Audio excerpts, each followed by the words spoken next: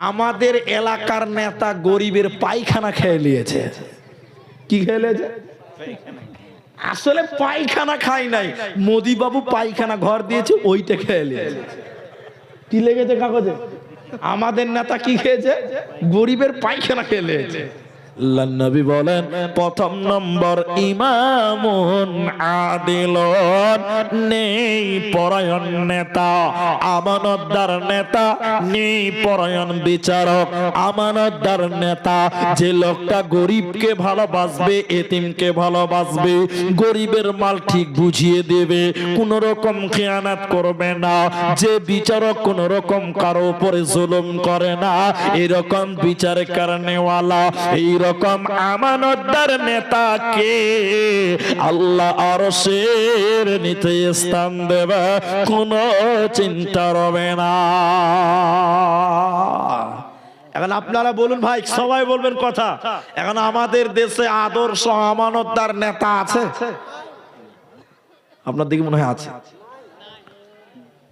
সব চোরের দল, লুটপাট করে বেড়াচ্ছে। আছে আছে আছে। সেদিন একটা পেপার পড়ছিলাম, বুঝলেন? পেপার আমরা রাস্তাঘাটে পড়ি, আসামে একটা পেপার পড়ছিলাম, ট্রেনে বসে বসে পড়ছিলাম, তো লিখে দিয়েছে আমাদের আসামি ভাষায় এক নেতার ব্যাপারে, বলছে যে আমাদের, আমি এলাকার নাম বলবো না, আমাদের এলাকার নেতা গরিবের পায়খানা খেয়ে নিয়েছে। কি খেয়ে নিয়েছে? আসলে পায়খানা খাই নাই, মোদি বাবু পায়খানা ঘর দিয়েছে, ওইটা খেয়ে নিয়েছে। কি লেগেছে কাগজে?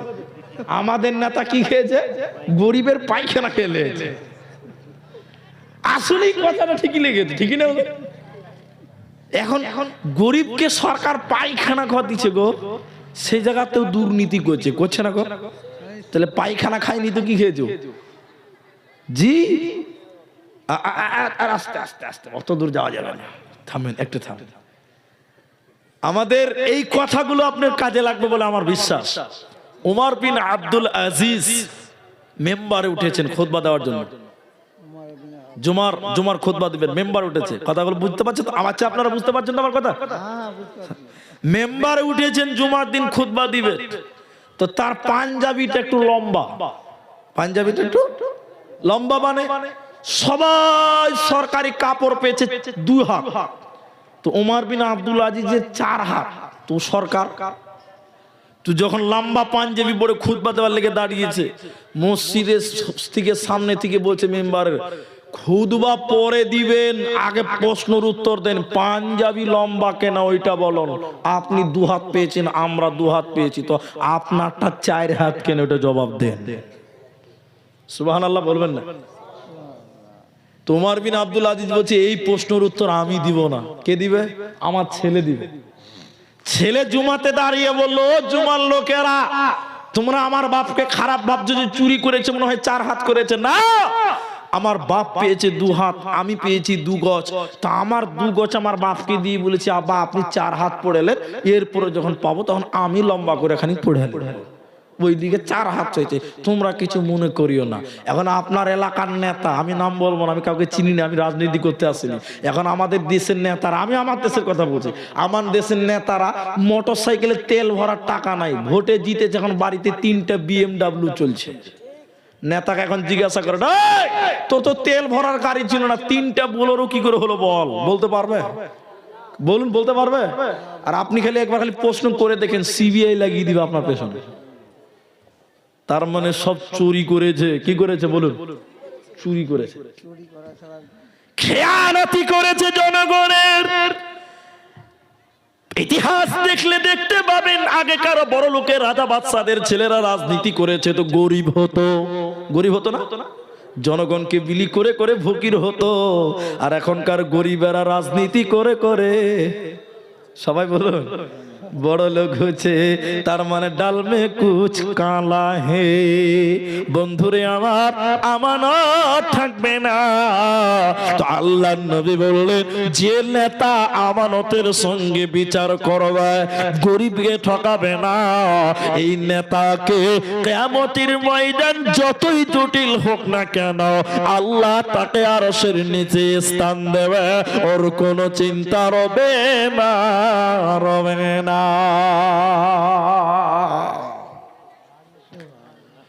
হযরত উমর রাদিয়াল্লাহু তাআলা আর একটা বলি, 2 নম্বরটা বলছি।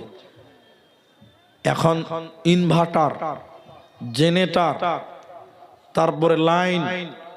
একটা সময় আমাদের বাড়িতে দুয়াত ছিল, আপনারা দুয়াত বুঝেন কি না? দুয়াত, দুয়াত চেরা, আমাদের দেশে গ্রাম অঞ্চলে দুয়াত বলে। মানে একটা কাচের বোতলে কেরোসিন দিয়ে ঠিপিটা ফুটো করে একটা তেনা ন্যাকড়া দিয়ে বলতে, জি ঠিক বলেছেন। তা হযরত উমর এটা দুয়াত, একটা লণ্ঠন, একটা চেরাগ জ্বালিয়েছে কেরোসিন তেল দিয়ে, চর্বিতে তেল দিয়ে দিয়েছে। এবার জ্বলছে, উমর খাতা কলম নিয়ে বসেছে, এদিকে দেখেন এদিকে দেখেন, আপনার কোনো কাজে লাগবে, এরকম হিসাব করছে। তাহলে তিনি গভর্নর, দেশের সরকার প্রধান, হিসাব করছে গরিবের মাল, বাইতুল মাল, ইতিমদের মাল, সরকারি সয় সম্পত্তি। আর সামনে যে তেলটা পড়ছে এটাও কিন্তু সরকারি টাকার তেল। কথা বুঝতে পারছেন? এমন সময় একটা লোক উমরের দরজায় এসে বলছে, আমিরুল মুমিনিন বাড়িতে আছেন? কে? কইছে আমি একটা বিদেশি মেহমান। তো এত রাতে এসেছেন কেন আপনি? সরকারি কোনো কাজ? কথা না। কেন? এমনি এলাম দেখা করবো। আপনি অনুমতি দেন। কথা যদি 19-20 হয়তো ভুল হবে। আমিরুল মুমিনিন উমর অনুমতি দিলেন। রাতের বেলায় লণ্ঠন জ্বলছে, সরকারি টাকা, আর হিসাব করছে সরকারের।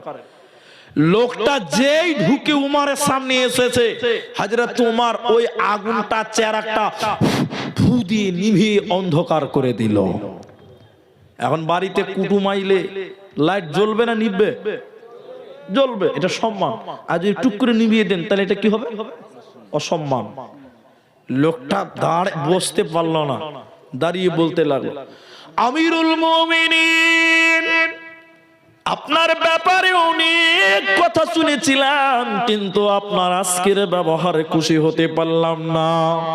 আমি মেহমান এসেছি, চেরাগ জ্বলবে, লণ্ঠন জ্বলবে, তা না করে আমাকে দেখে আপনি লণ্ঠন নিভিয়ে দিলেন কেন? আমিরুল মুমিনিন কেমন নেতা, আদর্শবান রসুলের জামানার নেতা। তোমার বললে, বন্ধুরে আগে জিজ্ঞাসা করেছিলাম তুমি কেন এসেছো বলো, তুমি বলেছো এমনি গল্প করার জন্য। তাহলে আমার উত্তরটা শুনে নাও। আমার সামনে যে তেল পুড়ছিল এটা সরকারি তেল, আমি যে হিসাব করছিলাম এটাও সরকারি হিসাব। আমি উমর সরকারি তেল পুড়িয়ে কারো সঙ্গে গল্প করে সময় নষ্ট করতে পারবো না। আমি যদি জনগণের তেল পুড়িয়ে পুড়িয়ে গল্প করি, আল্লাহর কাছে আমি খিয়ানতকারী বলে দাঁড় হব। অতএব এত বড় পাপ আমার করা হবে না। একে বলে আদর্শবান নেতা, রসুলের যুগের নেতা, রসুলের বানানো নেতা।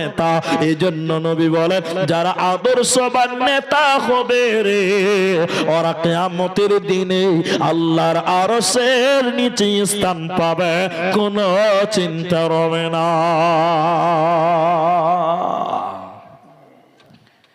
নম্বর 2,